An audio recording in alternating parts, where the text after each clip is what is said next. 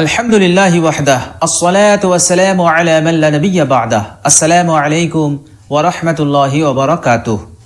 প্রিয় দর্শক, কাছে দূরে দেশ ও বিদেশে যে যেখানেই অবস্থান করছেন, সকলকে জানাই আমি আমার আন্তরিক সালাম, শুভেচ্ছা, অনেক অনেক অভিনন্দন। প্রিয় দর্শক, বিশ্বনবী সাল্লাল্লাহু আলাইহি ওয়াসাল্লাম বলেছেন, তিন ব্যক্তির দোয়া বিশেষভাবে আল্লাহ সুবহানাহু ওয়া তাআলা কবুল করেন। বিশ্বনবী বলেছেন, লা শাক্কা ফিহিন্না, তাদের দোয়া কবুল হওয়ার ব্যাপারে কোনো সন্দেহ নেই, অর্থাৎ 100% তাদের দোয়া কবুল হয়ে যায়, অর্থাৎ কোনো সন্দেহ নেই, no doubt in their pray. তাদের দোয়াতে অর্থাৎ তাদের দোয়া কবুল হওয়ার ব্যাপারে কোনো সন্দেহ নেই, লা শাক্কা ফিহিন্না। প্রিয় দর্শক, এই তিন শ্রেণীর মানুষকে আল্লাহ সুবহানাহু ওয়া তাআলা যে ফজিলত, যে মর্যাদা, যে সম্মান দান করেছেন, অর্থাৎ যে দোয়া করলেই আল্লাহ সুবহানাহু ওয়া তাআলা কবুল করে নেবেন, হাত পাতলেই আল্লাহ পাক সরাসরি কবুল করে নেবেন, আর কবুল হওয়ার ব্যাপারে কোনো সন্দেহ নেই। এই যে মর্যাদাটা, এই যে সম্মান, এই যে ফজিলত আল্লাহ পাক তাদেরকে দান করলেন, এটা কিন্তু তাদের ইবাদতের উপর ভিত্তি করে দান করেননি, যে তারা খুব ইবাদত করে, খুব উপাসনা করে, খুব আরাধনা করে, দিন হলেই রোজা রাখে, রাত হলেই নামাজ পড়ে, তাসবিহ তাহলিল করে, সারা দিন আল্লাহর ইবাদত নিয়ে পড়ে থাকেন, এমনটা কিন্তু নয়। তো আল্লাহ সুবহানাহু ওয়া তাআলা তাদের এই সম্মান, তাদের এই মর্যাদা তিনি দান করেছেন। এমনিতেই আল্লাহ সুবহানাহু ওয়া তাআলা প্রত্যেককেই সম্মান দিয়েছেন। আদম সন্তানকে আল্লাহ পাক সম্মান দিয়েছেন, যেমন সূরা বনী ইসরাঈলের 70 নম্বর আয়াতে আল্লাহ সুবহানাহু ওয়া তাআলা বলেছেন, বিসমিল্লাহির রহমানির রহিম, ওয়ালাকাদ কাররামনা বনী আদম, আমি আদম সন্তানকে সম্মান দিয়েছি, মর্যাদা দিয়েছি। ওয়া হামালনাহুম ফিল বাররি ওয়াল বাহরি, জলে স্থলে সমুদ্রে তাদের চলাচলের বাহন দিয়েছি। ওয়ারাযাকনাহুম মিনাত তাইয়্যিবাত, এবং পবিত্র জিনিস হতে তাদেরকে আমি রিজিক দিয়েছি। ওয়াফাজ্জালনাহুম আলা কাসীরিম মিম্মান খালাকনা তাফজিলা, আর আমার সৃষ্টির মধ্যে অনেককে আমি বৈশিষ্ট্য দিয়েছি, ফজিলত দিয়েছি, মর্যাদা দিয়েছি। তো এমনিতেই আল্লাহ সুবহানাহু ওয়া তাআলা প্রত্যেক মানুষকে সম্মান দিয়েছেন, কিন্তু আল্লাহ সুবহানাহু ওয়া তাআলা এই মানুষ সম্প্রদায়ের মধ্যে এই তিন শ্রেণীর মানুষকে বিশেষ মর্যাদা দিয়েছেন, বিশেষ সম্মান দিয়েছেন, যে হাত তুললেই আল্লাহ পাক তাদের দোয়াকে কবুল করবেন। তো এই সম্মান, এই মর্যাদা তাদের পরেশগারির উপরে ভিত্তি করে নয়, তাদের ইবাদতের উপর ভিত্তি করে নয়, এটা আল্লাহ সুবহানাহু ওয়া তাআলা খুশি হয়ে নিজের পক্ষ থেকে বিশেষ সম্মান, এই বিশেষ মর্যাদা তাদেরকে দান করেছেন। এই জন্য তাদের দোয়াকে আল্লাহ পাক বিশেষভাবে কবুল করে নেন। তো প্রিয় দর্শক, চলুন আমরা জেনে নেই ওই তিন শ্রেণীর মানুষ কারা, ওই তিন ব্যক্তি কারা, যারা আল্লাহ সুবহানাহু ওয়া তাআলার দরবারে হাত তুললেই লা শাক্কা ফিহিন্না, তাদের দোয়া কবুল হওয়ার ব্যাপারে কোনো সন্দেহ নেই। চলুন আমরা সরাসরি হাদিস থেকে জেনে নেই। হাদিস শরীফটি বর্ণনা করেছেন হযরত আবু হুরায়রা রাদিয়াল্লাহু তাআলা আনহু। তিনি বলছেন, ক্বালা রাসূলুল্লাহি সাল্লাল্লাহু আলাইহি ওয়াসাল্লাম, সালাসু দাওয়াতিন মুস্তাজাবাতিন লা শাক্কা ফিহিন্না। বিশ্বনবী সাল্লাল্লাহু আলাইহি ওয়াসাল্লাম বলছেন যে তিন শ্রেণীর মানুষ আছে, তিন ব্যক্তি আছে, যে তাদের দোয়া আল্লাহ পাক বিশেষভাবে কবুল করে নেন, এবং তাদের দোয়া কবুল হওয়ার ব্যাপারে লা শাক্কা ফিহিন্না, কোনো সন্দেহ নেই। কে বলছেন? বিশ্বনবী সাল্লাল্লাহু আলাইহি ওয়াসাল্লাম বলছেন যে তাদের দোয়া কবুল হওয়ার ব্যাপারে কোনো সন্দেহ নেই।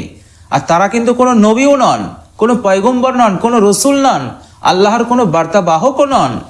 এরপর বিশ্বনবী সাল্লাল্লাহু আলাইহি ওয়াসাল্লাম বলছেন, ওই তিন ব্যক্তির মধ্যে প্রথম নম্বর যিনি, তিনি হচ্ছেন দাওয়াতুল ওয়ালিদ, পিতার দোয়া। বিশ্বনবী বললেন, পিতার দোয়া অর্থাৎ বাবার দোয়া, আব্বাজানের দোয়া সন্তানের জন্য 100% কবুল হয়ে যায়।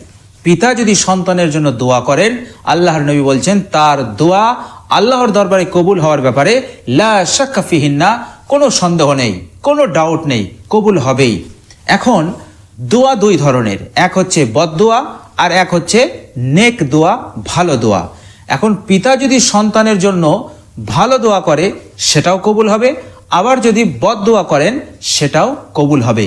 এই জন্যে আল্লাহর নবী সাল্লাল্লাহু আলাইহি ওয়াসাল্লাম বলেছেন, সন্তানদেরকে তোমরা তোমাদের পিতাদেরকে সেবা করবে, তাদেরকে খুশি রাখবে, তাদেরকে আনন্দের মধ্যে রাখবে, যখন তোমরা তাদেরকে সেবা করবে, খুশি রাখবে, তো তারা তোমাদের জন্য ভালোরই দোয়া করবে, নেক দোয়া করবে। আর পিতা যখন তোমাদের জন্য দোয়া করবে, সন্তানের জন্য দোয়া করবে, সেটা 100% কবুল হবেই।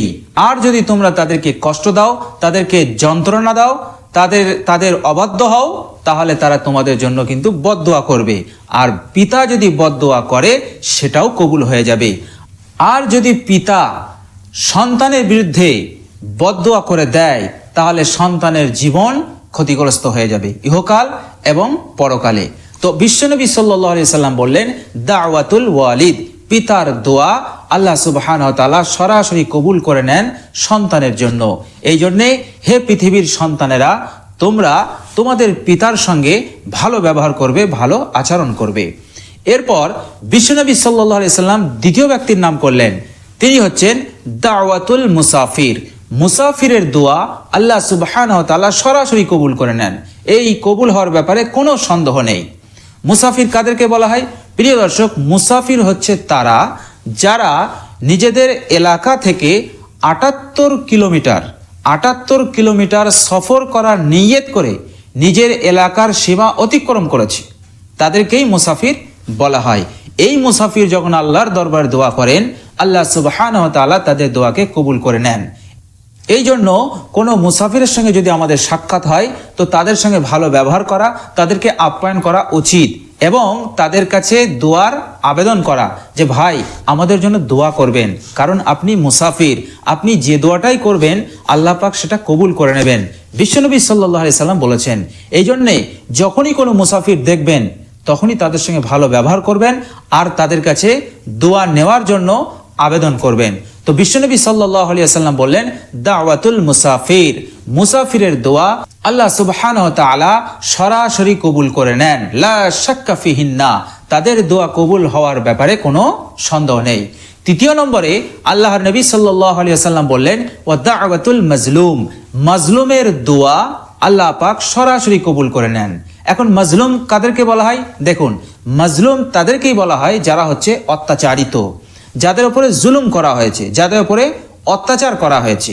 উদাহরণস্বরূপ, আপনি কাউকে প্রহার করলেন বিনা কারণে, কাউকে মারলেন, কাউকে প্রহার করলেন, তো সে হয়ে গেল মাজলুম, অত্যাচারিত, আর আপনি হয়ে গেলেন জালিম।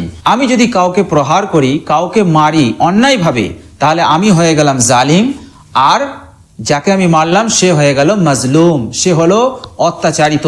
এখন ও যদি আমার বিরুদ্ধে আল্লাহ না করুক বদদোয়া করে দেন, তাহলে তার বদদোয়া কবুল হয়ে যাবে আর আমার জীবন ক্ষতিগ্রস্ত হয়ে যাবে ইহকাল এবং পরকালে। অনুরূপভাবে আপনি কাউকে গালি দিলেন এবং কারো সম্পর্কে কুমন্তব্য করলেন, গীবত করলেন, পরচর্চা করলেন এবং এমন আজেবাজে ব্যবহার করলেন, সে কষ্ট পেল, সে খুব কষ্ট পেল। এখন সে হয়ে গেল মাজলুম আর আপনি হয়ে গেলেন জালিম। এখন সেই মাজলুম অত্যাচারিত ব্যক্তিটি যদি আপনার বিরুদ্ধে বদদোয়া করে দেয়, তাহলে আপনার জীবন ক্ষতিগ্রস্ত হয়ে যাবে ইহকাল এবং পরকালে। তো মাজলুমের বদদোয়া, অত্যাচারিত মানুষের বদদোয়া থেকে আমাদেরকে সজাগ থাকতে হবে, আমাদেরকে সতর্ক থাকতে হবে, বিরত থাকতে হবে।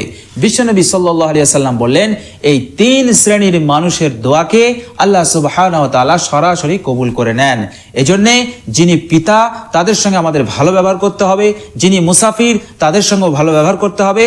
আর কাউকে কষ্ট দেওয়া যাবে না, কারো ওপর অন্যায় করা যাবে না, অত্যাচার করা যাবে না, কাজের মাধ্যমেও করা যাবে না, কথাবার্তার মাধ্যমেও করা যাবে না, ব্যবহারের মাধ্যমেও করা যাবে না। যদি আমরা করি তাহলে আমরা হয়ে যাব জালিম আর তারা হয়ে যাবে মাজলুম, অত্যাচারিত। এখন তারা যদি আমাদের বিরুদ্ধে বদদোয়া করে দেয়, তাহলে সেই বদদোয়া কবুল হয়ে যাবে, আর কবুল হয়ে গেলে আমাদের জীবনে ধ্বংস নেমে আসবে ইহকাল এবং পরকালে। এই জন্য কোনো মানুষকে কষ্ট দেওয়া যাবে না, কোনো মানুষের উপর অন্যায় করা যাবে না। তো বিশ্বনবী সাল্লাল্লাহু আলাইহি সাল্লাম বললেন, 3 ব্যক্তির দোয়া অবশ্যই কবুল হয়ে যায়, বিশেষভাবে আল্লাহ পাক কবুল করেন, আর এই মর্যাদা আল্লাহ সুবহানাহু ওয়া তাআলা নিজের পক্ষ থেকে তাদেরকে দান করেছেন।